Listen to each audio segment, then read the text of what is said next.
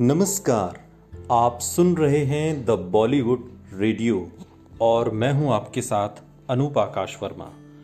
दोस्तों, ये किस्सा दिलीप कुमार, नरगिस और जद्दन बाई का है।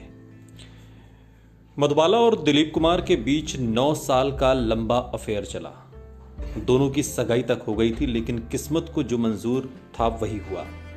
दोनों की जिद ने उनका यह रिश्ता खत्म कर दिया। फिर दिलीप कुमार ने सायरा बानो से शादी कर ली और साल 1967 में मधुबाला ने दुनिया को अलविदा कह दिया।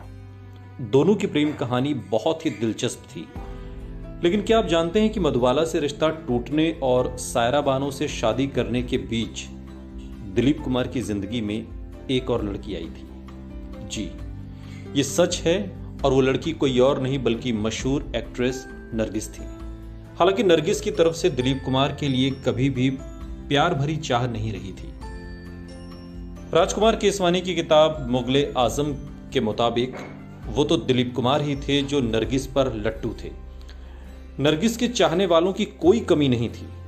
नरगिस इतनी खूबसूरत थी कि जो भी उन्हें देखता उसकी नजरें उन्हीं पर टिक कर रह जाती थी। दिलीप कुमार ही नहीं बल्कि मुगले आजम के मशहूर निर्देशक के आसिफ भी नरगिस पर खूब डोरे डाला करते थे।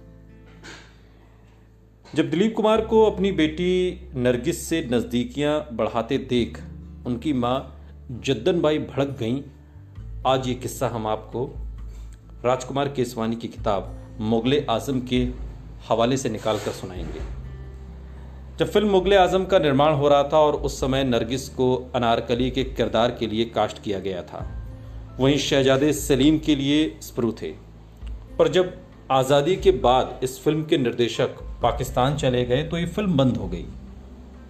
तब स्प्रू का एक स्टारडम था, लेकिन 40 के दशक के मध्य तक आते आते वो साइड हीरो के किरदार में नजर आने लगे थे। ऐसे में जब के आसिफ ने फिर से फिल्म मुगले आजम बनाने का फैसला किया तो उन्होंने अपने दोस्त दिलीप कुमार को शहजादा सलीम के किरदार के लिए कास्ट किया। नरगिस पहले से ही फाइनल थी। जब दिलीप कुमार को कास्ट किए जाने की बात नरगिस को पता चली तो उन्होंने उनके साथ काम करने से साफ इनकार कर दिया।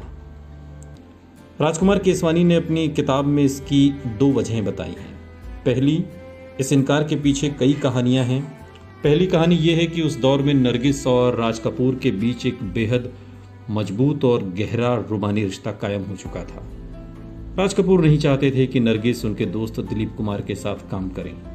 नरगिस के लिए उस समय राज कपूर का हर एक लफ्ज़े आसमानी था।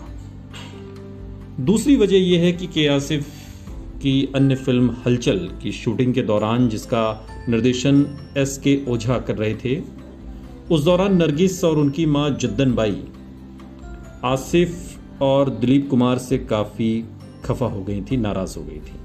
दिलीप कुमार ने आसिफ से अपने ताल्लुकात का इस्तेमाल करके फिल्म में नरगिस के साथ कुछ गैर ज़रूरी इंटीमेट सीन शामिल करवा लिए थे। उसी के साथ दिलीप कुमार और के आसिफ दोनों ही नरगिस पर डोरे भी डाल रहे थे।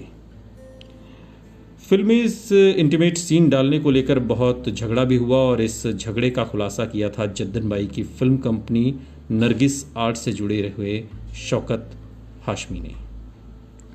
एक दिन इत्तेफाकिया शौकत हाशमी जो हैं उनके हवाले से केसवानी लिखते हैं कि एक दिन इत्तेफाकिया मुझे रंग महल स्टूडियो, जो कि बाद में तारा स्टूडियो में तब्दील हो गया, वहाँ पर जाने का मौका मिला।